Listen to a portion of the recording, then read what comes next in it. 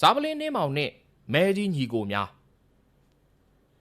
းတနေ့တိုင်းကျွန်ုပ်နှင့်ကျွန်ုပ်၏မိတ်ဆွေကြီးဇာပလင်းနှင်းမောင်တို့သည်ဘိုးလိန်လန်းယခုပညာတလမ်းရှိဇာပလင်းနှင်းမောင်၏နေ၌အေးချမ်းစွာအနားယူနေကြလေကျွန်ုပ်သည်ပလက်ကလထိုင်၌ထိုင်၍ဆေးတံကိုဖွာနေဇာပလင်းနှင်းမောင်ကမူနိုင်ကိုမှီ၍ရက်ကာတရောပြားလေးကိုထိုးနေထိုချိန်၌မှာပင်တစုံတယောက်သည်ခြေတံပြင်းပြင်းဖြင့်အပေါ်သို့တက်၍လာပြီးလျှင်ခန်းတွင်းသို့ဆွတ်ခနဲဝင်၍ကျွန်ုပ်ကိုတလဲဇာပလင်းနှင်းမောင်ကိုတလဲကြည့်ရှုကာခင်ဗျားတို့နှစ်ယောက်မှာဇာပလင်းနှင်းမောင်ဆိုတာဘာတူလဲအဲ့ဒီလိုမေးလိုက်လေ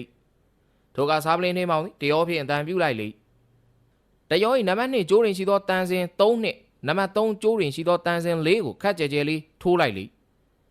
တန်စင်နှစ်ခု၏အတန်မှာဒီမာဟုဗဇက်ကပြောလိုက်လေတကဲ့သို့ပီတာလှလေအော်ဇာပလင်းနှင်းမောင်ဆိုလူရှုပ်ဟာခမ ्या ကိုအဲ့ဒီလိုထိုသူကပြောလိုက်လေအဲ့ဒီကဇာပလင်းနှင်းမောင်ကတရောတန်ဖြင့်ပင်ဟုတ်ကဲ့ဟုပြုတ်လုလိုက်ပြန်ထိုသူသည်ဇာပလင်းနှင်းမောင်နီးသို့တိုးကပ်၍သွားလေဇာပလင်းနှင်းမောင်သည်တရောကိုတိုင်၌ချိတ်လိုက်ပြီးလျင်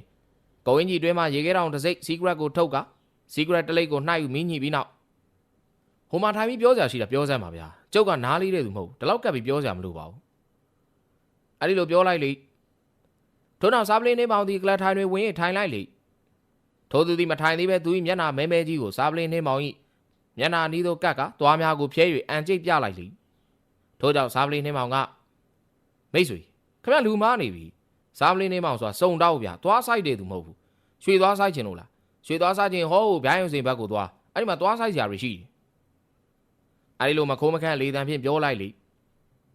ထိုကထိုအသားမဲလူသည်သူ၏မျက်နှာကြီးကိုဇာပလင်းနှင်းမောင်နီးသို့ကပ်၍မျက်လုံးများကိုပြူးပြပြန်လေဇာပလင်းနှင်းမောင်သည်စီးကရက်မီးကိုများကိုမှုတ်ထုတ်ရင်းအော်သွားဆိုင်ချင်တာမဟုတ်မျက်စိယောဂပြချင်တာလားသိပြီးယောဂမရှိသေးပါဘူးဗျာမျက်စင်းလေးပါလေးခတ်မကြီးကောက်လေးပါလေးသွေးပြီးတော့မျက်စိကိုကွင်းပေးဖို့နေဘူးတဲ့သိပြီးမထွက်နဲ့အဲ့ဒီလိုပြောလိုက်ပြန်ထိုသူကကျုပ်ကိုသိလားဆိုပြီးတော့လေတံမမာဖြစ်မေးလေဒီမှာမိတ်ဆွေကျုပ်ဘယ်သူမှမသိဘူးဒါပေမဲ့သိကျင်တော့ဘယ်သူမှမဆိုသိနိုင်တယ်ပြီးတော့ယူးကြောင်ကြောင်လူတွေကိုကျုပ်မသိကျင်ဘူးကဲပါလိခင်ဗျာယူးကြောင်ကြောင်လူမဟုတ်ဘူးဆိုရင်ဘယ်သူဘဝဖြစ်တယ်ဆိုတာပြောစမ်းပါဇာပလင်းနှင်းမောင်ကပြောလိုက်လေကျုပ်နာမည်မဲကြီးတယ်ခင်ဗျာကြားဦးမှာပေါ့မဲကြီးညီကို3ယောက်ဆိုတာလေအော်ကြားဘူးတယ်ရန်ကုန်ကနေ18မိုင်လောက်ဝေးတဲ့ရွာလေးတွေမှာလူစွာလုံနေညီကိုတွေပဲတနှစ်လောက်ကဓမြမှုနဲ့မတင်ကားလို့ပလိတ်ဘက်ကဖမ်းဆီးပြီးတော့နည်းနည်းပါးရိုက်တာနဲ့ညီကို3အောင်လုံးချုံပွဲချငိုကြတယ်ဆိုပဲအတော့သေးဘောကြောင့်နဲ့ညီကိုတွေပဲဆိုစမ်းမအောင်ဘာကိစ္စများလဲဇာပလင်းနှင်းမောင်ကမေးလိုက်လေထိုကမဲကြီးဆိုသူသည်သူ၏မျက်နှာကြီးကိုရှုံမဲ့လျက်ဒီမှာကိုလူအချုပ်ရောက်တဲ့အခါပလိတ်ရိုက်လို့ငိုပြီမဲ့အပြင်မှာတော့လူတယောက်လေပင်းညစ်ပြီးတတ်ဝွန်နေအဲ့တော့သင်္ကန်းကျွန်းကဥလူကလေးကိစ္စမှာဝင်ပြီးမရှုပ်ပါနဲ့ဝင်ပြီးရှုပ်ရင်နာဖို့သာပြင်ပြီတော့အဲ့ဒီလိုပြောလိုက်လေဇာပလင်းနှင်းမောင်သည်မဲကြီးမျက်နှာကိုဆက်လိုက်မိကိုဖြင့်ဟူးလဲလှမ်းမှုတ်ရင်းဒါနဲ့နေစမ်းမောင်မဲကြီးဟာကိုလူတို့ရွာနာဘူတာမှာကုံနေရထားကြီးပြက်လို့တညာလေးရက်ထားတာတွဲ3တွဲကောင်ဖောက်ယူလိုက်တဲ့အမှုတမှုပလိတ်ဘက်ကိုရောက်နေတယ်အဲ့ဒါအစိုးရပစ္စည်းတွေပလိတ်ဘက်ကလည်းအဲ့မှုကိုဖော်ထုတ်ဖို့ကျုပ်အကူအညီတောင်းထားတယ်အဲ့ဒီရထားတွဲဖောက်မှုမှာကိုရင်တို့ညီကိုတော့ပါနေမလားအဲ့တော့ဝင်ခံလိုက်ရင်တော့ကိုလူပြောတဲ့သင်္ကန်းကျွန်းကဥလူကလေးကိစ္စမှာကျုံနေတဲ့ဝင်ပြီးမရှုပ်ဘူးဘယ်နဲ့လဲမေးအခုကျုပ်ပြောတဲ့မှုကကိုလူတို့နဲ့ဓာတ်ရိုက်ပတ်သက်နေရနော်ဥလူကလေးမှုကဓာတ်ရိုက်ပတ်သက်နေရမဟုတ်ဘူးစဉ်းစားပြီးတော့ဇာပလင်းနှင်းမောင်ကအဲ့လိုပြောလိုက်ရမဲကြီးသည်ထိထိပြပြမူရဖြင့်ရထားတွဲဖောက်တဲ့မှုနဲ့ကျုပ်တို့နဲ့ဘာဆိုင်လို့လဲစကားနောက်တရားပါဗျာမဟုတ်တာတွေမပြောပါနဲ့အဲ့လိုဆိုကအခန်းတွင်းမှာဆွေကနေထွက်၍လေကားကိုဒရုံးတန်မီစေပြီးတော့အောက်သို့ဆင်းပြေးသွားလေတော့ဤအဲ့ဒီကဇာပလင်းနှင်းမောင်သည်တဟာရီမောလိုက်လေထို့ကြောင့်ကျွန်ုပ်ကအိုင်စိဘလူဟာလေးဗျာအဲ့ဒီလိုမေးလိုက်ရဇာပလင်းနှင်းမောင်ကမျိုးမကြတောမကြလူမိုက်အသေးမွားကလေးပါဗျာကျုပ်ကပြင်အဲ့လိုဟာမျိုးနဲ့စကားတော်ဖက်လို့မပြောချင်ဘူးဘာဖြစ်ဖြစ်ကျုပ်တို့လိုက်ခဲ့တဲ့မမင်းမြူမမှန်ပြောအမှုမှာပါတဲ့လူဆိုကြီးဦးမိုးသီးတို့လူဆိုကြီးကိုစိတ်ဖွားတို့လိုတကယ်တော်တော်မီတက်တီကောင်းတဲ့လူဆိုကြီးကိုလေးစားတယ်ဗျာပြီးတော့အဲ့လိုလူတွေဟာသူတို့ကိုကျိုးတွေစိုးမိုက်နေမှာမဟုတ်ဘူးအရေးနေတဲ့သူတွေကိုအကူအညီပေးနေလူဆိုးလူမိုက်ကြီးတွေဖြစ်သွားတာတကယ်တော့အဲ့လိုလူဆိုးကြီးတွေမှာထူးခြားတဲ့စိတ်ဓာတ်မျိုးတွေရှိတယ်ဗျာလူကောင်းပါလို့ဆိုတဲ့လူမျိုး1000မှာတောင်တယောက်မရှိနိုင်တဲ့ကျင်နာတတ်တဲ့အသေးနှလုံးမျိုးအဲ့ဒီလူဆိုးကြီးတွေမှာရှိနေတတ်တယ်ဗျာ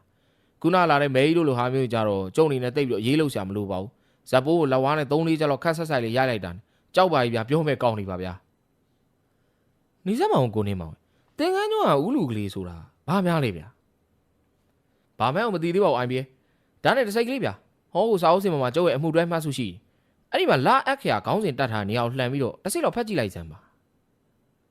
ဇာပလင်းနဲ့မောင်အဲ့လိုဆိုသဖြင့်ကျွန်တော်လဲထိုင်နေရမှာစာအုပ်စင်တို့ထားသွားပြီးလင်အမှုတွဲမှတ်စုကိုလှန်လောရှာဖွေရာ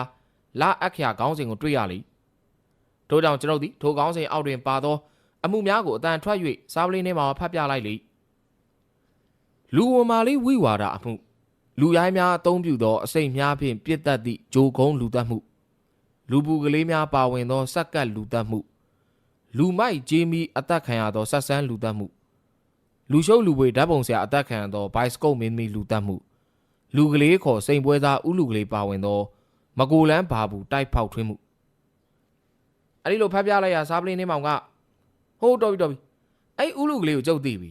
ဒီလူလုံးလိုက်ရန်နာကိစ္စကြီးပဲဗျာဒီလူထောင်ကျသွားပြီဒီတိုင်းဆိုရင်ထောင်လွတ်လာပြီပေါ့အိုင်ပြေအဲ့ဒီအန်ဆွဲထဲမှာလူဆိုးတွေရဲ့ဓာတ်ပုံအေဗန်စာအုပ်တုပ်ရှိတယ်လာအခရာနေအောင်လှန်လိုက်ရင်ဥလူကလေးရဲ့ဓာတ်ပုံတွေ့ရလိမ့်မယ်အဲ့လိုပြောတာကြောင့်ကျွန်တော်လည်းအနီးမှာရှိတဲ့ဇပွဲမှာအန်ဆွဲကိုဆွဲဖွင့်လိုက်ရာလွန်စွာထူထဲလာသောအေဗန်စာအုပ်ကြီးတုပ်ထွက်လာလေကျွန်တော်ဒီလာအခရာပါသောနေရာသို့ရှာဖွေလိုက်ရာရေနာကုန်းတဲ့လူဆိုးဥလူကလေးဟူသောစာတန်းထိုးထားသည့်အသက်50ရွယ်လွန်စွာဥပဒေရုပ်ကောင်းသောလူကြီးတို့၏ဓာတ်ပုံကိုတွေ့ရလေထို့ကြောင့်ကျွန်တော်ကတကယ်ဥပဒေရုပ်ကောင်းတဲ့လူကြီးပါလားဗျာသူ့ရုပ်ရည်ကိုကဲခန့်ရင်တော့လူဆိုးတယောက်လိုပြောဖို့ခက်သားလားဗျာအဲ့ဒီလိုပြောလိုက်ရစာပလင်းနှင်းမောင်ကကောင်းချင်းဆိုးခြင်းကရုပ်နဲ့မဆိုင်ဘူးဗျာအများဆုံးဆိုင်တာစိတ်နဲ့ဆိုင်တာအဲ့တော့ဥလူကလေးတယောက်ဘာတွေလုပ်ပြန်ပြီလဲဆိုတာအပြင်ထွက်ပြီးလေ့လာကြည့်အောင်ပါစာပလင်းနှင်းမောင်ဒီထိုင်မှထားလိုက်ပြီးတော့အညောင်းဆန်းတကယ်တော့ကြောကိုကော့လိုက်လေထို့နောက်သူ၏လက်စစ်များကိုခါလိုက်လေခါကိုဘဲညာရိမ့်ရွဲလှဲ့လိုက်လေပြီးရင်ခြေကိုစံတန်း၍ခြေစစ်ဒူးစစ်များကိုခါလိုက်လေထို့ကြောင့်ကျွန်ုပ်ကဘလို့လဲအိုင်စီအတော့ညောင်းနေတယ်ထင်တယ်မညောင်းပါဘူးဗျာအကျော်တွေရော့သွားအောင်ရှော့လိုက်တာပါအကျော်တွေတင်းနေအောင်ကျော်တွေပါထိုင်းမိုင်းလာတယ်ဗျာအဲ့ခါမှာအုံနောက်ကိုလှုပ်လှုပ်ခိုင်းတာတိတ်ပြီးတော့တွင်ကြဲကြဲမရှိလာဘူးအဲ့ကြောင့်အုံနောက်သမားအစာကိုရှော့စားရမယ်အကျော်ချင်းတွေရော့နေရမယ်အဲ့ဒီလိုပြောလိုက်လေတော့ထိုချိန်တိုင်းမှာပဲကျွန်တော်တို့ CID မှာပြာတာကလေးမောင်ညိုရောက်ရှိလာပြီးလင်ကျွန်တော်အားဆရာတို့ကဒီမှာလာပြီးစိန်ကြနေတာဟုတ်ဗျာ CID မှာတော့ပွဲလို့ရိုက်ကုန်ပြီဗျို့ဟေးမောင်ညိုလာတဲ့ကိစ္စတူတူနဲ့လိုကြီးပြောစမ်းကွာအပိုတွေပြောမနေနဲ့ငါတို့စိန်ကြစိန်တက်မင်းပြောမနေနဲ့အဲ့ဒီလိုငေါက်လိုက်ရမောင်ညိုကမင်းမစ္စတာဂရင်းပဲခေါ်ခိုင်းလိုက်တယ်မနက်ဂျူလီဟောမှာပြထားတဲ့ရှေးအောင်ပစ္စည်းတွေကမဟာရာဂျာတရဖူကြီးတခုပျောက်သွားလို့ဆိုပဲဆရာတို့ကိုခေါ်ခိုင်းတာအဲ့မှုကိစ္စပဲနေမှာအဲ့လိုပြောလိုက်ရစားပလင်းနှင်းမောင်ကကျွန်တော်မျက်နှာသို့လှမ်းပြီးကြည့်လိုက်လေထိုကကျွန်တော်ကမောင်ညိုဟာအေးလေမင်းပြန်နှင်းတော့တို့လာခဲ့မယ်လို့ပြောလိုက်အာစီပြန်မှုလမ်းစိတ်လေးပါလုံးလေကျွန်တော်လည်းအင်ကြီးအိတ်ကိုနှိုက်ပြီးပါသမျှအကျွေများကိုမောင်ညိုဟာပေးလိုက်လေတော့ထိုကမောင်ညိုလည်းဆလံပေးရထွက်သွားလေတော့ကျုပ်သည်စားပလင်းနှင်းမောင်ကိုလှမ်းပြီးကြည့်လိုက်ပြီးနောက်ဘလို့လဲအိုင်စီခင်ဗျားမိတ်ဆွေဥလူကလေးရဲ့လက်ချက်ဆိုတော့ရှင်းနေတာပဲရှင်းနေပြီဆိုရင်အမှုကလိုက်ရခတ်တယ်ဗျာခက်ရှုပ်ရှုပ်ကလေးဖြစ်လာမှအမှုကလိုက်ရလွယ်တာစုံတော့တယောက်အမှုလိုက်ရတာနဲ့လက္ခဏာဆရာတယောက်လက္ခဏာဖတ်ရတာခက်စီစဉ်တူတယ်ဗျာဘယ်ပုံတူတာလဲဗျာလက္ခဏာဆရာလည်းသူဖတ်မဲ့လက်ဝါးမှာလမ်းကြောင်းတွေရှင်းပြီးတော့အာယုလမ်းကြောင်းရဲ့ညာနာလမ်းကြောင်းရဲ့ဟာရရလမ်းကြောင်းရဲ့အဲ့လမ်းကြောင်း၃ကြောင်းလောက်ပဲပါတဲ့လက်မျိုးဆိုရင်ဟောရတာခက်ပြီဗျို့ဘယ်ကစားပြီးဟောရမှန်းတော့မသိတော့ဒီလိုမဟုတ်ဘဲနဲ့အာယုလမ်းကြောင်းပြီးအတက်ကလေးတွေဟိုထွက်ဒီထွက်ဟာရရလမ်းကြောင်းကလမ်းခွဲကလေးတွေဟိုတက်ဒီဆင်းညာနာလမ်းကြောင်းကိုဖြတ်ထားတဲ့လမ်းတို့ကလေးတွေဟိုနေရာပါဒီနေရာပါနဲ့လက္ခဏာရှုပ်ရှက်ကလေးဖြစ်နေပြီဆိုရင်တော့ဟောချက်တွေဝေစာနဲ့ထွက်လာတော့တာပဲဟိုလမ်းတို့ကလေးကိုဟောလိုက်ဒီဖြတ်လမ်းကလေးကိုဟောလိုက်နေပေါ့ဗျာအဲ့လိုပဲဗျာကျုပ်တို့စုံတော်ဒီမှာလည်းအမှုဟာရှင်းရှင်းကြီးဆိုရင်အလုံးလုံးကခက်ပြီပြို့ဥမာဗျာလူတယောက်ဓာတ်တလန်းနဲ့လူပြတ်တဲ့လမ်းကြားထဲမှာတေဆုံးနေပြီဆိုပါတော့ဒီလိုမှုမျိုးကသဲလုံသားရှာဖို့ခက်ပြီတရားခံပြီးဖို့ဆိုတော့မပြောနဲ့တော့ဒါပေမဲ့အမှုတစ်ခုကရှုပ်ရှက်ချက်ဖြစ်လာပြီဆိုလို့ရှိရင်လိုက်ရတာလွယ်ပြီပြို့ဥမာသတင်းစာထဲမှာရိုးကြော်ညာလိုဘာလို့နဲ့ဇကဝတ်နဲ့လူဆိုးချင်းချင်းအချက်ပေးတဲ့ကြော်ညာမျိုးပါတဲ့အမှုမျိုးဒါမှမဟုတ်အမှုလိုက်မဲ့စုံတော့ကိုဒီမှုမလိုက်ပါနဲ့လိုက်ရင်သေမယ်ဆိုတဲ့ချင်းချောင်းစာပို့တဲ့အမှုမျိုးတွေဆိုရင်တော့ဒီမှုမျိုးကလွယ်ပြီးသားမှတ်ပြီတော့ကျွန်တော်ဟာရှင်းပြရင်နဲ့နိုင်မှာချိတ်ထားတဲ့လွယ်ကြီးကိုလှမ်းပြီးဖြုတ်လိုက်စင်းပါပင်အိမ်ရှိနိုင်မော်တော်ကားတစ်စင်းလာပြီးရပ်ပြီးလင်ကားပေါ်မှာလူတယောက်ဆင်းလာကကျွန်တော်တို့ထံသို့လာရောက်၍စားပလင်းနဲ့မောင်ဟာစာအိပ်ဖြူတိတ်ကိုကန်ပေးရင်ဖះကိုးစုဖိတ်စာပါခင်ဗျာအဲ့ဒီလိုဆိုကပြန်ပြီးဆင်းသွားပြီးလင်ကားမောင်းကထွက်သွားလေတော့ဤစားပလင်းနဲ့မောင်သည်စာအိပ်ကိုဖွင့်၍အတင်းမှဖိတ်စာကိုကြည့်လိုက်ပြီးလင်မကုန်းမခန့်ပြုံးလိုက်သည်ကိုကျွန်တော်ကောင်းစွာသတိပြုလိုက်မိတော့ဤထို့နောက်အမှုကတော့ကျုပ်တို့မျောလင်ထားတဲ့ရှုပ်ရှုပ်ကလေးတွေပါလာပြီဗျဘာဖြစ်စိတ်ဝင်စားဖို့ကောင်းပါတယ်လीရော့ဟောဒီမှာဖိတ်စာဖတ်ကြည့်လိုက်အောင်အဲ့ဒီလိုဆိုကစားပလင်းနှင်းမောင်ကကျွန်တော်အားဖိတ်စာစာရွက်ကိုလှမ်းပေးလိုက်သဖြင့်ကျွန်တော်လည်းဖိတ်စာစာရွက်ကိုဆွဲယူကြည့်လိုက်ရာသင်္ကန်းကျုံးနေထိုင်သောဥလူကလေးဆိုသူ၏ဖះကိုးစုဖိတ်စာဖြစ်ကြောင်းအန်ဩဖွယ်ရာတွေ့ရလေတော့ဤထို့ကြောင့်ကျွန်တော်ကဘလို့လုံးမလဲအိုင်စီသူဖိတ်ထားတာဒီနေ့ညဆိုပါလားအဲ့ဒီဖះကိုးစုခင်ဗျားသွားမလို့လားသွားမှာပေါ့ဗျာ စုံတော့တယောက်အမှုလိုက်တယ်ဆိုတာငါးများတာနဲ့ခက်စင်စင်တူတယ်ဗျငါစားမှာငါးလာဟက်တာနဲ့တုတ်တံကိုမှပြီးတင်လို့ရတာမဟုတ်ဘူးငါလိုလိုက်ပြီးတော့ရှော့ပေးနေရတာပြီးတော့မှတဖြည်းဖြည်းချင်းရစ်ဆွဲရတာမျိုးဗျထို့နောက်တွေကကျွန်တော်တို့နှစ်ဦးသည်အင်းစိန် CID တို့ထွက်ခဲ့ကြလေတော့အင်းစိန် CID တို့ရောက်သောခါတိုင်းမူစုံတော်မင်းကြီးမစ္စတာကရင်ပင်သည်ကျွန်တော်တို့အားယနေ့နက်9 နာရီပြတိုင်းဖွင့်ချိန်၌ဂျူဘလီဟောတွင်ပြသထားသောရှေးအောင်မဟာရာဇာတို့၏တရဖူတစ်ခုပျောက်ဆုံးနေကြောင်းတွေ့ရပုံသက်ဆိုင်ရာကမ်းမှသွားကြည့်ရှုစစ်ဆေးရာယမန်င်းညကဖောက်ထွင်းခိုးခြင်းခံရသောလက္ခဏာများတွေ့ရပုံတခိုးမှာအမိုးကိုခွာ၍ဆေးမိလင်တရဖူထဲထားသည့်မှန်ပြီးတော့ကာယံထားသောတန်တိုင်များကိုတန်ဖြတ်လွှတ်ဖြင့်ဖြတ်တောက်သွားပုံမှာအစသက်ဆိုင်ရာကမ်းမှအစီရင်ခံစာအစာဆုံးကိုကျုံးတို့အားရှင်းပြလိထို့နောက်ဤတရဖူကြီးပြန်၍မရခဲ့လင်၎င်းရသည့်တိုင်အောင်တရဖူကြီးထိတ်တွင်တက်ဆင်ထားသောအစားအဝယ်မရနိုင်သည့်စိန်ပွင့်ကြီးမပါလင်၎င်းမိမိတို့ CID နေနှင့်ဂုံတိတ်ခါကြွယ်ရှိကြောင်းထို့တဲ့ဆိုးသည်မှာမိမိဂုံတိတ်ခါကြွယ်ရှိကြောင်းထို့တဲ့ဆိုးသည်မှာစားပလင်းနှင်းမောင်ကဲ့သို့တိုင်းသည့်ပြည်သည့်စုံတော်တဦးရှိပါလျက်ဤသို့ဖြစ်ရလျင်စားပလင်းနှင်းမောင်ဂုံတိတ်ခါကြွယ်ရှိကြောင်းတို့ကိုလွန်စွာလှပသောအင်္ဂလိပ်စကားဖြင့်ပြောလေတော့၏ထို့ကစားပလင်းနှင်းမောင်ကဒီမှာမစ္စတာဂရစ်ပင်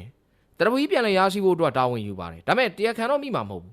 ဒီလိုမဟုတ်ရင်တရားခံမိဖို့တော့လွယ်ပါတယ်ဒါပေမဲ့တရဖူကြီးတော့ပြန်မရနိုင်ဘူးအဲ့တော့တရားခံယူမလားတရဖူယူမလားအဲ့ဒါကိုအဖြေပေးပါဘလို့လဲစားပလင်းနှင်းမောင်ကိုရပါပစ္စည်းနဲ့တခိုးဆိုတာဟာလူနဲ့ရိတ်လို့ပဲမဟုတ်လားခုတော့ဒီလိုမဟုတ်ပဲလူကိုခေါ်လာမယ်အရေးမပါဘူးဒါမှမဟုတ်ရိတ်ကိုယူလာမယ်လူမပါဘူးလို့ပြောနေတာကိုကျွန်ုပ်ကောင်းကောင်းနားမလည်ဘူးစားပလင်းနှင်းမောင်ဒီရေခဲတော်တစ်စိတ်စီးကရက်ကိုမင်းကြီးရှိုက်ဖွာပြီးလေမစ္စတာဂရစ်ပင်ရုံးခန်းအတွင်းတွင်လမ်းလျှောက်ရင်းဒီမို့ကဒီလိုမဟုတ်ဘူးဘာနဲ့တူလဲဆိုရင်စီးစောမောင်းနှင်းလိုပဲတစ်ဖက်ကိုဖိလိုက်ရင်ကျန်တဲ့တစ်ဖက်ထောင်သွားမယ်စုံစမ်းလို့မရနိုင်ဘူးအဲ့ဒီလိုဖြစ်နေရင်တော့တရပူကြီးကိုရအောင်ယူရမှာပဲသူခိုးတာမျိုးကဒီမှုနဲ့ထောင်မကြလဲတခြားမှုနဲ့ထောင်ကြမှာပါပဲ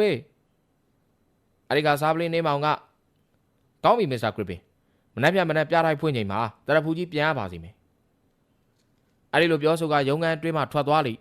ကျွန်တော်လည်း၎င်းနဲ့တူလိုက်ပါပြီးထွက်ခဲ့ရလိကျွန်တော်အပြင်ရောက်တဲ့အခါမှာမစ္စတာဂရစ်ပင်ကဒီမှာစားပလင်းနှင်းမောင်အဲ့ဒီတရပူကြီးနဲ့ပတ်သက်တဲ့ကိစ္စဆိုရင်ကျုပ်အေကိုချိန်မွေးတယ်လီဖုန်းဆက်နိုင်ပါတယ်တို့ရရင်စားပလင်းနှင်းမောင်မစ္စတာဂရစ်ပင်ကလှည့်ရမြမယ်မကြည့်တော့ပဲကြောခိုင်းတဲ့အနေထားမှာလက်ကိုလှုပ်ရမ်းပြရင်းနဲ့ဆက်လက်လျှောက်လာခဲ့တော့၏စားပလင်းနှင်းမောင်ကျွန်တော်ဤမော်တော်ကားကိုမောင်း၏ကျွန်တော်ကမှ၎င်း၏ဘေးတွင်ထိုင်ကျွန်တော်တို့ဤမော်တော်ကားကလေးသည်ရွှေတကုံဖျားစီသို့ဥတီမောင်းနှင်လိုက်အိုင်စီဘလို့လဲဗျာကျွန်တော်ကမေးလိုက်ရစားပလင်းနှင်းမောင်ကဒီလိုစဉ်းစားကြည့်အောင်ဗျာကျုပ်တို့စီကိုမဲရောက်လာပြီးဥလူကလေးကိစ္စမှာဝင်မရှုပ်ဘူးပြောတယ်အဲ့ဒီချိန်ဒီကျုပ်ဟာဥလူကလေးထောင်ကလွတ်လာတယ်ဆိုတော့မသိသေးဘူးအဲ့တော့မဲရဘာလို့လာပြောတာလဲစဉ်းစားကြည့်အောင်ကျွန်တော်ကိုပြန်ပြီးတော့မေးခွန်းထုတ်လိုက်လေထို့ကြောင့်ကျွန်တော်ကလည်းဒီလိုဆိုရင်တော့ဥလူကလေးထောင်ကလွတ်လာပြီဆိုတာသိအောင်မဲရသတင်းလာပေးတာခင်ဗျားကလည်းလူဆိုးစကားနားထောင်မယ်လူဆောင်မှာမဟုတ်ပဲမရှုပ်ပါနဲ့ဆိုပါမှခင်ဗျားဝင်ပြီးရှုပ်မယ်မဟုတ်လားအိုင်ဘီရေနဲ့မတူတော့ဘူးပဲဒီဘက်နေ့တည်းမှာတော်လေးတိုးတက်လာကဲဒီလိုဆိုရင်ဗျာမေးခွန်းတစ်ခုထပ်ပြီးမေးလိုက်အောင်မယ်ဖောက်ထွင်းဝိဇ္ဇာဥလူကလေးကဖះကိုးစုလုပ်တဲ့ကိစ္စမှာကျုပ်လူစုံတော်တယောက်ကိုဘာလို့ဖိတ်ရလဲဒါကတော့ဗျာဥလူကလေးကတနေရာမှာသူ့လူတွေအမှုတစ်ခုကျူးလွန်ကြလိမ့်အဲ့ဒီကိစ္စမှာ तू မပါဘူးဆိုတာထင်ရှားအောင်အလီပိုင်ပေးတဲ့သဘောပေါ့ဗျာဒီပြင်ဘာမှဖြစ်နိုင်ဦးမှာလဲအိုင်ဘီမစိုးတော့ဘူးဒီဘက်နေ့တည်းမှာတော်လေးကိုတိုးတက်လာပြီဤသို့နေ့ပင်ကျွန်တော်တို့မော်တော်ကားသည်ရွှေကုံပြားအရှိဘက်မုတ်စီကိုရောက်ရှိသွားလေတော့၏ထိုကစားပလင်းနှင်းမောင်သည်ကျွန်တော်ကိုခေါ်၍ပန်းရောင်းသောအတော်ကြီးတူးထန်သို့သွားပြီးလင်ဘလို့လဲတော်ညို့ရောင်းလို့ဝယ်လို့ကောင်းရင်လားအဲ့ဒီလိုမေးလိုက်ရပန်းရောင်းတဲ့ဒေါ်ကြီးကသူတို့ကောင်းနေများလာတော့လဲဖះပန်းပို့ပြီးရောင်းရတာပေါ့ရှင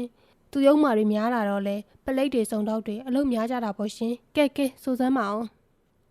ခမရယောက်ျားကလေးဗမာရှိလေသူ့ကိုလာမမေးပါနဲ့ရှင်အခုတော်ဒီကောင်လေးအိမ်ကိုမှတ်ပြန်မလာဘူးဘာတွေလုပ်နေမှမသိဘူးအဲ့ဒီလိုဒေါ်ညုံကပြန်ပြီးပြောလိုက်လေဒီကောင်လေးကခမရတို့အသုံးဝင်မိမယ်ကျုပ်တို့တော့အသုံးဝင်နေဗျာသူပြန်လာရင်ပစ္စည်းကိရိယာအပြည့်စုံဒီည7 နာရီလောက်မှာဂျူဘလီယောနာကစောင့်နေပါလို့ပြောလိုက်ပါဗျာကဲကျုပ်သွားမယ်အဲ့လိုဆိုလိုက်ပြီးတော့စားပလင်းနှင်းမောင်စီထိုဆိုင်မှပြန်ထွက်လာခဲ့လေထို့နောက်မော်တော်ကားကိုဂျူဘလီယောဘက်စီသို့ဆက်မောင်းခဲ့ပြီးလင်ဂျူဘလီယောအဆောင်ဒရဝမ်2ဦးနဲ့တွေ့ဆုံပြီးမေးမြန်းလီတော့မင်းတို့တရဖူပြောက်မှုနဲ့ဂက်ကမဖမ်းသေးဘူးလားအဲ့ဒီလိုစားပလင်းနှင်းမောင်ကမေးလိုက်ရဒရဝမ်2ဦးအနက်တဦးကခမရဘူးလေငါစားပလင်းနှင်းမောင်ပါစားပလင်းနှင်းမောင်ပြန်ပြီးဖြေလိုက်ရဒရဝမ်2ဦးကဖမ်းတော့ဗောဆရာရဲ့အာမခံနဲ့ပြန်ပြီးလွတ်ထားတာနည်းနည်းပါတော့ရိုက်နှက်ခံသေးတယ်မင်းညဟောရီနာမှာမော်တော်ကားတစ်စီးလာပြီးတော့ပြက်နာအကြာကြီးမလားဟောဟိုနာမှာလေကွာ အဲ့ဒီကားလည်းအင်ဂျင်ဝိုင်တွေယူလိုက်တာမပြောပါနဲ့တော့ခုတည်းဒီလမ်းပေါ်မှာအင်ဂျင်ဝိုင်ဖိတ်ထားတဲ့အကွက်ကြီးကြံနေသေးတယ်ပြီးတော့အဲ့ဒီကားပေါ်ကလူကမင်းတို့စီကိုလာပြီးတော့မော်တော်ကားတွန်းပေးဖို့အကူအညီတောင်းတယ်မဟုတ်လားမင်းတို့ကမော်တော်ကားလည်းတွန်းပေးလိုက်ရောသူကကျေးဇူးတင်တဲ့အကြောင်းပြောပြီးမင်းတို့ဘာပေးခဲ့ငါထင်တာတော့တောက်လက်စာစီးကွက်တပူဖြစ်မှာပဲဇောင်းလင်းနေမောင်ကပြောလိုက်ရဒရဝမ်နှစ်ဦးသည်တယောက်မျက်နှာတယောက်ကြည့်၍ဟုတ်ပါတယ်ခင်ဗျာအဲ့တိုင်းပါပဲဒါပေမဲ့တရဘူးခိုးတဲ့သူကအဲ့လူတော့ဟုတ်မှမထင်ဘူးသူကလူကြီးလူကောင်းတယောက်ပဲထားပါတော့လေအဲ့ secret ကြံသေးလားကြံပါသေးတယ်အဲ့ဒီလိုဆိုလိုက်ကဒရဝမ်တူက၎င်းနေထိုင်ရာရုံးလေးတွင်းသို့တွားရောက်၍ပိုလိုတစိတ် secret တပူကိုယူ၍ပြန်လာပြီးလင်ဇောင်းလင်းနေမောင်ကပေးလိုက်လေဇောင်းလင်းနေမောင်ဒီ secret ဘူးကိုဖွင့်ကြည့်ပြီးနောက်6လိပ်တောင်ကြံပါသေးလားကျွန်တော်တယောက်တလိပ်ပဲတောက်ရသေးတယ်ခင်ဗျာဆိုပြီးတော့ဒရဝမ်တူကပြန်ပြီးဖြေလိုက်ဇောင်းလင်းနေမောင်ဒီထို secret ဘူးကိုကိုင်းကြီးအိတ်တွင်းသို့ထည့်၍ကဲနောက်တော့မှမင်းတို့ secret ဘူးကိုပြန်ပေးမယ်ဆိုကထွက်လာခဲ့လီလမ်းတွင်ကျွန်ုပ်ကအိုင်စီ secret ထဲမှာတခုပါမှာပေါ့နော်ဒီကောင်လေး secret တယောက်လိပ်ဖွာပြီးတော့အိပ်ပျော်သွားကြတာဗျာဒါကြောင့်အထက်ကတန်တိုင်းကိုလွှနဲ့စိတ်ရှည်လက်ရှည်တိုက်ပြီးတော့ယူသွားတော့သူတို့မသိတာပေါ့ဗျာကျုပ်စာတော့သူတို့စာဓမေးထဲမှာတခုထည့်ပြီးတော့လှုပ်လိုက်မှထင်တာဒီလဲရောက်ဟိုနာအင်ဂျင်ဝိုင်ကွက်ကြီးကိုမြင်တာနဲ့အတွေးတခုပေါ်လာပြီးတော့ရှောက်မေးကြည့်တာနေရာကျကျင်တော့တန်းနဲ့ဟုတ်သွားတာပါပဲဒီချက်ကြောင့်တော့ကျုပ်ကိုမချီးမုန်းနိုင်ဘူးဗျာဒါဘီးလက်ထိုးတဲ့အခါမှာရန်တမ်းပြီးတော့ဝင်သွားတော့ကြက်လို့ခေါ်တယ်မလားအခုလေဒီချက်ကကြက်ဖြစ်သွားပဲပြိုအိုင်စီးရယ်ပစ္စည်းပြောက်တာလည်းသိနေပြီတရားခံတွေကိုလည်းသိနေဒီတော့မဲကြီးတို့ညီကိုရောဥလူကလေးရောဖမ်းပြီးတော့နည်းနည်းပါးပါးနှိပ်စက်လိုက်ပြီးနေတဲ့ဥစ္စာအဲ့လိုလှုပ်လိုက်ရင်တရဖူးကြီးရမှာမဟုတ်တော့ဘူးဗျာအဲ့လိုဒုံတီတီပြန်ဖြေလိုက်ပြီးရင် secret လိပ်ကိုထုတ်ရရှိုက်ဖွာရင်အချိန်ကစောသေးတယ်ဗျအဲ့တော့တနေရာမှာအချိန်ဖြုံးအောင်ဗျာဘယ်သွားကြမှာကျုပ်ကအမြဲတမ်းအချိန်ဖြုံးနေလူဗျာဒါပေမဲ့ခင်ဗျားအခုလိုအချိန်ဖြုံးအောင်ပြောလိုက်တော့ဘလို့ဖြုံးအောင်မှန်းတော့မသိအောင်ဖြစ်သွားတယ်ကျွန်တော်ကအဲ့လိုပြန်ပြောလိုက်ရင်စားပလင်းနေမောင်ကသဘောကျလွင်တဟာရီမောလီအဲ့နောက်ဟုတ်ပါပြီဗျာကဲအဲ့တော့ဒီလိုလုပ်ကြအောင်ဗျာဟိုဘောက်တော်မှာကျုံနေသိတဲ့ ID database စက်ရုံကဈေးကလေးတယောက်ရှိတယ်သူကအပျော်တမ်းမျက်လဲဆရာလေးတယောက်ဗျာဟိုနိုင်ငံခြားကမျက်လဲဆရာကြီးဟူဒနီတို့ scan တို့မှာစာနဲ့အဆက်အသွယ်လုပ်ပြီးတော့မျက်လဲတင်ထားတာသူပြတယ်တော်တော်အစင်တန်းမြင့်တယ်ကျုပ်ဖြစ်မျက်လဲဝါသနာမပါပါဘူးဗျာကိုယ်လိန်မမှန်းသိရတာနဲ့သွားပြီးတော့အလိန်ခန်းလို့ဖြစ်နေအောင်သက်သက်နိုင်လှတယ်ဗျာလောကကြီးကမျက်လဲပွဲကြီးနဲ့တူပြီးသားပါဗျာကန်တရားဆိုတာလည်းအလွန်လှည့်ပတ်ကောင်းတယ်မျက်လဲဆရာကြီးနဲ့မတူဘူးလားဇောင်းလင်းနေမောင်ကအဲ့လိုပြောဆိုကဘောက်တော်ဘက်စီကိုကားကိုမောင်းနှင်သွားလိမ့်တော့ဘောက်တော်တို့ရောက်ရင်အပျော်တမ်းမျက်လဲဆရာအိမ်သို့သွားအောင်ကမျက်လဲကြည့်ရှုလိမ့်တို့မျက်လဲဆရာစီကျွန်တော်တို့ကဖဲတော့တစ်မျိုးတည်းနေပြီမျက်လဲ10မျိုးထပ်မနေပြိုက် secret ကလေးတစ်လိပ်ထဲနဲ့အမျိုးပေါင်းများစွာပြိုက် secret ကလေးကိုဖျောက်ပြိုက်ပြီးရင်လက်ထဲတွင်ရအောင်ပြန်ပြီးခေါ်ပြိုက်ထိုးတယ်မကစမ်းကြအောင်လဲပြလိမ့်ဤသို့နေမြည9နာရီထိုးသွားလိမ့်တော့ထိုကစားပလင်းနေမောင်သည်ကဲအိုင်ဘီဖျားကုသူသွားကြဆိုလားအဲ့လိုပြောဆိုကမျက်လဲဆရာလေးကိုနှုတ်ဆက်၍သင်္ကန်းကျွန်းရှိဥလူကလေးနေအိမ်ကိုထွက်လာခဲ့လေတော့ထို့သောမထွက်မီ၌စားပလင်းနေမောင်နှင့်မျက်လဲဆရာတို့သည်တနေရာ၌နှစ်ယောက်ချင်းခေါင်းချင်းဆိုင်၍တိုင်ပင်ကြသေးတော့ဥလူကလေးအိမ်ဤသို့ရောက်သောအခါ၌ဥလူကလေးခြံကြီးထဲတွင်မိအောင်စုံများထွန်းညှိထားသည်ကိုတွေ့ရလိမ့်ထို့ပြင်စပွဲကလထိုင်များနှင့်အေကောင်းဆောင်ကောင်းများကိုအကြနာကျွေးမွေးအခမ်းနေသည်ကိုလည်းတွေ့ရလေတော့စားပလင်းနေမောင်သည်မော်တော်ကားကိုရပ်လိုက်ပြီးသည်နှင့်တပြိုင်နက်ကားပေါ်မှတွက်လက်စွာဆင်း၍ခြံတွင်းသို့ခြေလမ်းကျဲကြီးနှင့်ဝင်သွားလေတော့ကျွန်ုပ်လည်း၎င်း၏နောက်မှတွက်လက်စွာလိုက်ပါသွားလေတော့အိမ်နှင့်အနီးဆုံးစပွဲစီသို့ရောက်သောအခါစပွဲထိပ်မှထိုင်နေသောချိတ်လုံကြီးအကောင်းစားဝစ်စင်ထားသည့်လူကြီးတူကထိုင်နေရာမှထားလိုက်ထိုလူကြီးမှဥလူကလေးပင်ဖြစ်ဥလူကလေးသည်စားပလင်းနှင်းမောင်ကိုမြင်လင်မြင်ချင်းအလိုလောကနီဒီမတင်ဘူးတဲ့စုံတော်ကြီးလာနေမှကိုအဲ့ဒီလိုမခိုးမခန့်အမူအရာနဲ့ပြောလိုက်လေတော့ထိုကစားပလင်းနှင်းမောင်ကမှန်တာပေါ့ဗျာသူတစ်ပါးအိမ်ကိုမဖိတ်ခေါ်ပဲအလဲပတ်သွားတဲ့သူကသူနဲ့တူတယ်ဆိုဆုံးမစားတော့ဖတ်ဖူးပါဒါပေမဲ့ကျုပ်တို့လည်းဂျူဘလီဟောကပစ္စည်းပျောက်သွားနေတော့အထက်ကဆူလာချင်းလာလှုပ်တာနဲ့ယူကျင်သူတော်ဖြစ်နေဗျာအဲကြောင့်ခင်ဗျားမဖိတ်ပြီးမယ်လေလားတဲ့ဥလူကလေးရေအဲ့ဒီလိုဆိုကစပွဲနိုင်ပင်ဝင်ပြီးတော့ထိုင်လိုက်လေထို့ကြောင့်ကျွန်တော်လည်းကလထိုင်လုံးကိုဆွဲဝင်ထိုင်လိုက်လေထိုကဥလူကလေးသည်မျက်နာကိုပြင်လိုက်ပြီးလင်အလကားပြောတာပါဗျာကျုပ်ကလည်းတနေ့ကမှထောင်ကလွတ်လာတာဆိုတော့အကုသူတွေကုံပါစီဆိုပြီးဖျားကိုစုချက်ချင်းစီစဉ်လိုက်ရတယ်ဗျို့ဒါကြောင့်ဖိတ်သိတဲ့သူတွေမဖိတ်မိပဲကြံသွားတာတွေအများကြီးပဲပြောဆိုကကျွန်တော်တို့နှစ်ဦးအတွက်အုံနှခောက်ဆွဲလာပြီးပို့ရန်အမိန်ပေးလိုက်လိထို့နောက်ဥလူကလေးသည်သူ၏ချိတ်လုံကြီးကိုစားပလင်းနှင်းမှာပြရင်းဟောဒီဂျိုးကြီးချိတ်လုံကြီးကမန္တလေးကဝယ်လာတာဗျာအဲ့ဒီပစ္စည်းကိုမြင်တာနဲ့ဒီပစ္စည်းကိုရောင်းချတဲ့ကုန်သည်အစင်တန်းကိုခံမနိုင်ပါတယ်ဗျာဟောဒီကျွန်တော်နားမှာထိုင်နေမိတ်ဆွေကြီးဟာမန္တလေးကပိုးတဲ့ကုန်သည်ကြီးဥကြောက်မီးတဲ့အဲ့ဒီပစ္စည်းကိုရောင်းနေပိုးတဲ့ကုန်သည်ကြီးပါပဲ ဦးလူကလေးကပြောဆိုပြီးရင်ဦးကြောင့်မီးဘက်ကိုလှည့်ကာဦးကြောင့်မီးဟောတာအင်မတန်နာမည်ကြီးတဲ့စားပလင်းနှင်းမောင်ဆိုတာပါပဲတလဲမိတ်ဆက်ပေးလိုက်ပြန်လိထိုကဦးကြောင့်မီးကမိတ်ဆွေဖြစ်ချင်တာကြာလာပါပြီဗျာခုလိုအမှတ်မထင်မိတ်ဆွေဖြစ်ရတာအားမရသေးပါဘူးကျုပ်တို့ကလည်းဒီနေ့ညနေမှမန်းလေးကရောက်လာကြဒီကြားတဲ့ဟောဒီကကျုပ်တို့ဖောက်တယ်ကြီးကဖျားကိုစုလာပြီးတော့ဖိတ်လေတော့မလိုက်လည်းမကောင်းဘူးဗျဒါပေမဲ့ဗျာစားပလင်းနှင်းမောင်နဲ့အခုလိုတွေ့ရတာအားမရသေးဘူးတဏီယာမှာအကြနာဧကန်ကျင်သေးတယ်အဲ့ဒီလိုဆိုလိုက်ကစားပလင်းနှင်းမောင်လက်ဆွဲနှုတ်ဆက်လေထိုကစားပလင်းနှင်းမောင်ဒီသူကြီးကုန်းကြီးတွင်းမှာပိုလိုစီကရက်ဘူးကိုထုတ်ရတလိမ့်နှိုက်ယူက၎င်း၏နှကမ်းများ၌တေးလိုက်ထို့နောက်ဦးကြောင့်မီဘတ်သို့စီကရက်ဘူးကိုလေးစားသောမူရာနှင့်ပေးလိုက်ဦးကြောင့်မီလည်းလေးစားသောမူရာနှင့်ပင်စားပလင်းနှင်းမောင်ပိုလိုစီကရက်ဘူးတွင်းမှစီကရက်တလိမ့်ကိုနှိုက်ယူလိုက်လေထို့နောက်စားပလင်းနှင်းမောင်သည်ဦးကြောင့်မီအနီးမှတခြားလူနှစ်ယောက်ကိုလည်းစီကရက်ဘူးကိုပေးလိုက်ပြန်လေထို့သူနောက်ဦးကလည်းဦးကြောင့်မီကဲသို့ပင်စီကရက်တလိမ့်စီနှိုက်ယူလိုက်လေစားပလင်းနှင်းမောင်သည်မီးချစ်ကိုထောက်ကနေချစ်၍ထိုလူများ၏စီကရက်များကိုမီးတိုးလိုက်လေထို့နောက်၎င်း၏စီကရက်ကိုမီးတိုးလိုက်လေပြီးလင်ဦးလူကလေးအားစီကရက်ဘူးကိုပေးလိုက်လေဦးလူကလေးက၎င်း၏လက်ကြားတွင်ညှက်ထားသောဆေးပင်လိပ်ကိုထောင်၍ပြလိုက်လေထိုကစားပလင်းနှင်းမောင်သည်ဆေးလိပ်ဘူးကိုကိုင်းကြီးတွင်းသို့ပြန်ပြီးထည့်လိုက်လေထိုချိန်တိုင်းမှာပင်ကျွန်ုပ်နှင့်စားပလင်းနှင်းမောင်တို့အုံတို့ခေါက်ဆွဲများလာ၍ချပေးသဖြင့်စားပလင်းနှင်းမောင်သည်သူ၏စီကရက်ကိုပြာကွယ်တွင်းသို့ထိုးချလိုက်ပြီးလျှင်အုံတို့ခေါက်ဆွဲကိုစားလေကျွန်တော်တို့အုံတို့ခေါက်ဆွဲစားပြီးသောချိန်၌ဦးကြောင့်မင်းနှင့်သူ၏ဖော်နှစ်ယောက်သည်ဇပွဲပေါ်၌ခေါင်းများဆိုင်ကအိပ်ပျော်သွားလေတော့၏ထိုကစားပလင်းနှင်းမောင်ကဦးလူကလေးဘက်သို့လှည့်ကာအုံတို့ခေါက်ဆွဲချက်ကတဲပြီးကောင်းပါလားခင်ဗျားတို့အတော့ကုသိုလ်ရမယ်ဗျာဒါပေမဲ့ဗျာကုသိုလ်ကတဲပြီးရလာတယ်မဟုတ်ပါဘူးကျုပ်ကြွေးတာတရားဆုံးမှမဟုတ်ပဲဘုရားဆုံးကိုဗျာအဲ့ဒီလိုပြောလိုက်စင်ပါပဲလျှက်စစ်မိများအားလုံးဖြတ်ကနေငိမ့်၍သွားရမှောင်တိကျသွားလိထို့မှောင်သွားသည့်အခါ၌မိကြီးထုတ်ပါဟဖျောင်းနိုင်ရှာပါဟုသောအတန်ပလံများဟိုမှဒီမှထွက်ပေါ်လာစဉ်၌ပင်မိများသည်တဖန်ပြန်၍လင်းလာလေတော့ထို့သောလင်းလာသည့်အခါတွင်ဆော့ဆော့အိပ်ပျော်သွားသောဦးကြောင့်မီနှင့်အဖော်နှစ်ယောက်မှာထိုနေရာတွင်မရှိတော့ပဲ၎င်းတို့နေရာ၌လွန်စွာအသားမဲ၍ရုပ်ချင်းလွန်စွာတူလာသောလူ၃ယောက်အစားဝင်၍ထိုင်နေသည်ကိုတွေ့ရလေတော့ထိုကစားပလင်းနှင်းမောင်ကမင်းတို့ညီကိုတောင်းအောင်စလုံးငါလည်းလိုက်ခဲ့ကြအဲ့ဒီလိုဆိုကခေါ်သွားလေတော့ကျွန်တော်လည်းယခုချိန်นี้မိတို့ဖြစ်ပြနေသည်ကိုသဘောမပေါက်သဖြင့်၎င်းတို့နှင့်တူရောနှော၍ချန်ပီယံကိုထွက်လာခဲ့လေတော့ဒုနောက်ကျွန်တော်တို့အားလုံးကားပေါ်သို့တက်ကြလေတော့စားပလင်းနှင်းမောင်သည်မော်တော်ကားကိုမောင်းရင်းနဲ့ဟေးမေးဒီပစ္စည်းတော့မင်းတို့စီမှာပါလာတယ်မလားပါပါလေးဆရာကြီးတရဖူထိတ်ကစိန်ရောပါရဲ့လားစိတ်ချပါဆရာကြီးတခုမှမကြံစီရပါဘူးဟိုသုံးကောင်တေချာသိမ့်ခဲ့လားစိတ်ချပါဆရာကြီးဥလူကလေးမြေတိုင်းထဲမှာထည့်ခဲ့ပါတယ်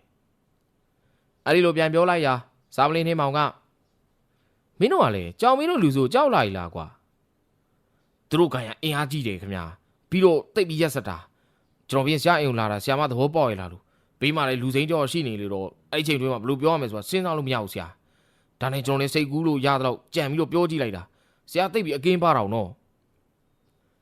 ်မေကြီးကပြောတော့လူစိမ်းတယောက်ဆိုဒီမှာကျွန်တော်ကိုဆိုလိုချင်းဖြစ်ပါသည်အဲ့ဒီခါစားပလင်းနှင်းမောင်ကမင်းအဲ့ဒီကိုလာပြောကြတဲ့ကွာမင်းမှမရှိဘူးဆိုတာငါသိပါတယ်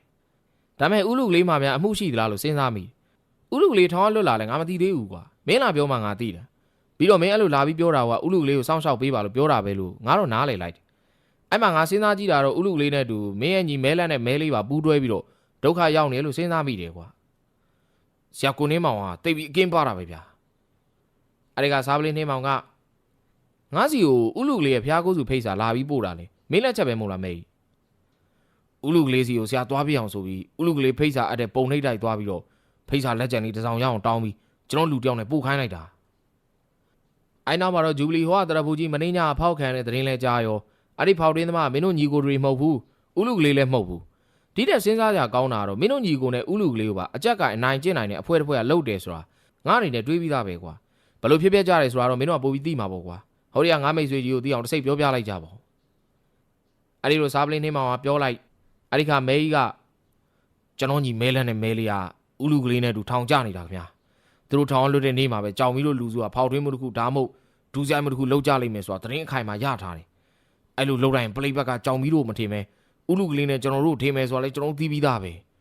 ကြောင်မီတို့လူစုကလည်းအကြံကြီးတယ်ခင်ဗျာသူတို့လုပ်တဲ့အလုပ်ကိုပလိတ်ဘက်ကသူတို့လုံးဝမထင်မဲကျွန်တော်နဲ့ဥလူကလေးကိုထင်းစေချင်တာအဲ့ဒါကြောင့်ဥလူကလေးနဲ့ကျွန်တော်ထောင်ကလွတ်တဲ့နေ့ကိုရွေးပြီးတော့အလုပ်လုပ်ကြတာပေါ့ပြီးတော့တခါအဲ့လက်ရကြောင်မီတို့လူစုပါလို့အတိအကျသတင်းပေးနိုင်တာ ဥလူကလေးနဲ့ကျွန်တော်တို့ပဲရှိတယ်လေအဲ့တော့ဥလူကလေးနဲ့ကျွန်တော်တို့လူစုကိုလည်းပလိတ်ဘက်ကိုသတင်းမပေးနိုင်အောင်သူတို့အပိုင်ကင်ထားခြင်းတယ်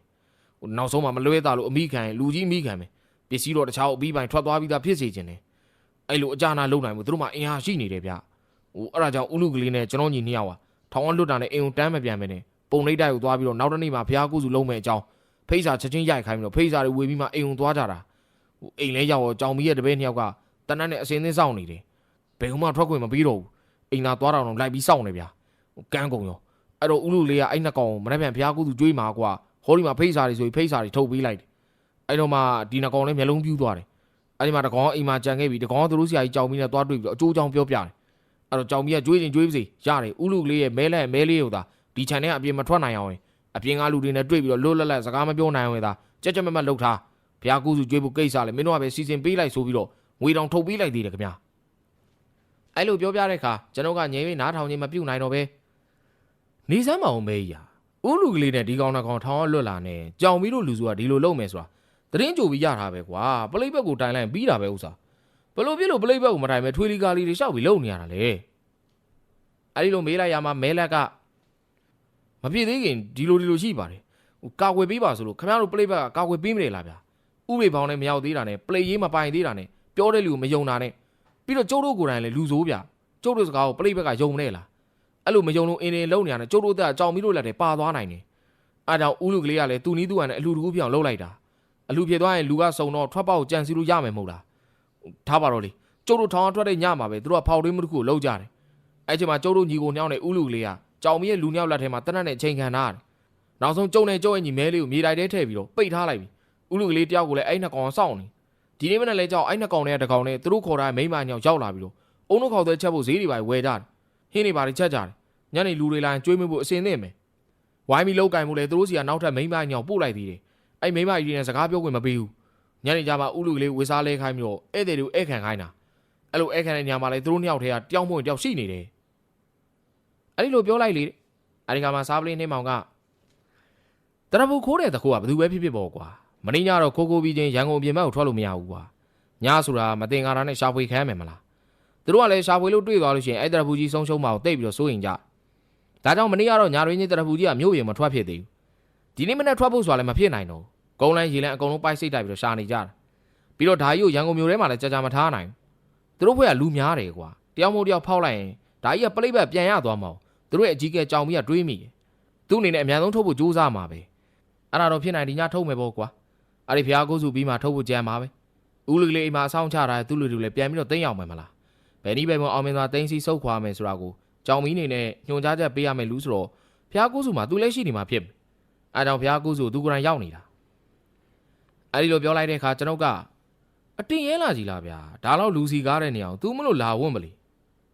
မဟုတ်ဘူးအိုင်ပီရဲ့တခါလေရန်သူရဲ့မျက်စိအောက်မှာဝင်ပြီးတော့ပုံတာအလုံးကျုံဆုံးပဲဗျာရန်သူကစိတ်ဆောပြီးအဝေးကိုကြော်ကြည့်လေမျက်စိရှမ်းလီပေါ့ဗျာဒီလူမှာသူတို့လူ3ယောက်ပဲလားဗျာဥလူလေးတွေစိတ်ချပါမလား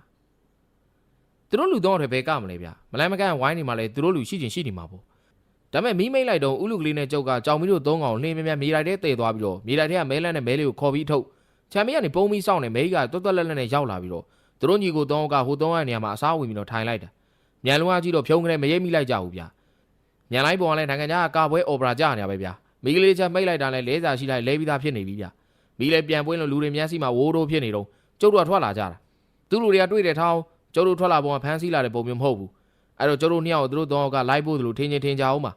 ဒီတက်ကောင်းသွားတဲ့အကွက်ကတော့ကြောင်မီနဲ့အလုံးရက်ချင်းတူတဲ့မဲလေးကကြောင်မီရဲ့ဝေစားတွေကိုလဲပြီးတော့ဝစ်လိုက်တဲ့ချက်ပဲဖြူဟိုမှာကြောင်မီရဲ့လူတွေကြံခဲ့တယ်ဆိုရင်ဥလူကလေးတယောက်တည်းနဲ့ဖြစ်ပါမလားဗျာဘယ်လာဥလူကလေးတယောက်တည်းဟောရမှာတော့ဒီလောက်ဆိုသင်္ကန်းညွန့်ကရာဆွဲကိုကိုတန်းဖေနဲ့ပလိတ်ဖွဲကဝိုင်းထားအောင်ကိုတန်းဖေဆွဲလူကလည်းမပေါ်သေးတဲ့မှုသာပေါ်မလုပ်နိုင်မယ်ပေါ်ပြီးသားအမှုတရားခံတော့လွတ်မသွားအောင်ဖမ်းနိုင်နေတော့သင်္ကန်းညွန့်ကကိုခမရဘယ်တော့အကြောင်းကြားလိုက်တာတော့အိုင်စီ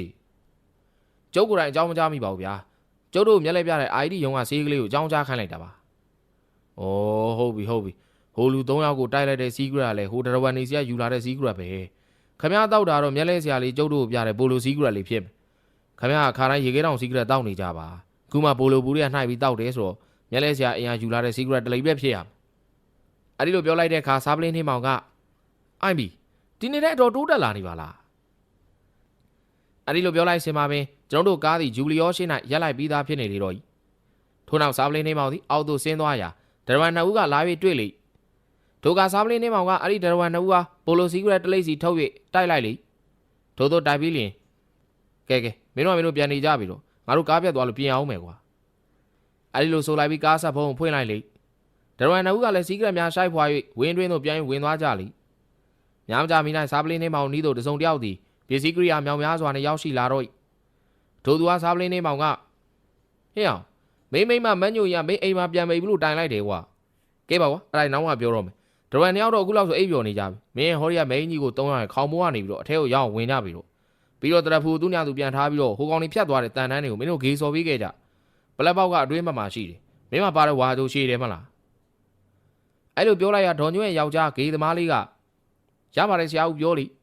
ထို့နောက်စားပလင်းနေမောင်ကဟေးမဲလေးတရဖူပမာလဲကွာအဲ့လိုမေးလိုက်ရမဲလေးသည်သူဤကိုရင်ဖွဲ့ရယူလာသောတရဖူကိုထုတ်ရပေးသဖြင့်စားပလင်းနေမောင်သည်တရဖူကမော်တော်ကားခေါင်းပေါ်သို့တင်ကားရဲနာများကိုစစ်ဆေးထိတ်တွင်တက်ဆင်ထားသောစိန်ဝင်ကြီးပါမပါကြည့်ရှု၏အလုံးစုံကြည့်ရှုစစ်ဆေးပြီးနောက်မဲကြီးတို့ညီကိုနှင့်ဂေသမားလေးလက်သို့တရဖူကြီးကိုအပ်လိုက်လေတော့၏၎င်းတို့လေးဦးသည်တွက်လက်ပေါ်ပါစွာဖြင့်ဂျူဘလီဟောတွင်းသို့ဝင်သွားကြလေအချိန်တော်ကြာမှပင်ပြန်၍ထွက်လာကြလေတော့၏ဘလို့လဲကွာနေသားကြဖြစ်သွား၏လားဂေဆုံတက်ဆိုရင်ပြီးတာကြာလာပြီဆရာရဲ့ဒါပေမဲ့ကျွန်တော်ကဂေဆော်ရမ်းမသိအောင်လို့အဆက်နေအောင်တစင်းနဲ့တိုက်ကြောက်ဆက်နဲ့ချောတယ်အဲ့ဒါကြောင့်ကြာနေရပါဆရာရဲ့မင်းကလှုပ်တဲ့ကန်နဲ့နေရာမှာတိတ်ပြီးသေးကြတာပဲကိုထက်အသက်3မြန်လောက်ကြီးတဲ့မိန်းမကိုယူပြီးတော့ဦးကြောင်ကြောင်ဖြစ်နေရလွင်မင်းကလူတော်တယောက်ပါပဲကွာအဲ့လိုပြောလိုက်ရဂေသမားသည်ဆက်ဖြဲဖြဲပြေးသွားလေတော့ထို့နောက်ကျွန်တော်တို့သည်ဘိုးလိန်လန်းသို့ပြန်ခဲ့ပြီးနောက်တောင်မွေကတ်သို့သွားကာဇာပလင်းနေမောင်ကတောင်မွေကတ်မှာမစ္စတာဂရစ်ပင်၏အိမ်သို့တယ်လီဖုန်းဆက်ကအောက်ပါတိုင်းပြောလိုက်လေတော့တည်းဒီမှာမစ္စတာဂရစ်ပင်ခုလိုညာကြီးတကောင်စကားပြောတာအားနာပါတယ်ဗျာမနေ့မနေ့9နာရီထိုးလို့ဂျူဘလီယောဖွင့်တဲ့အခါမှာခင်ဗျားကိုယ်တိုင်သွားပြီးကြည့်ပါတရဖူကလုံးဝမပြောက်ပါဘူးသူ့နေရာမှာသူရှိနေပါတယ်ဒါမဲ့လက်စောတဲ့လူတွေကိုတော့တင်ကန်းညွန့်ကတ်မှာဖမ်းထားလိုက်ပါပြီတပ်ပေတတ်တာကမ္မတကာမင်းသိန်ခ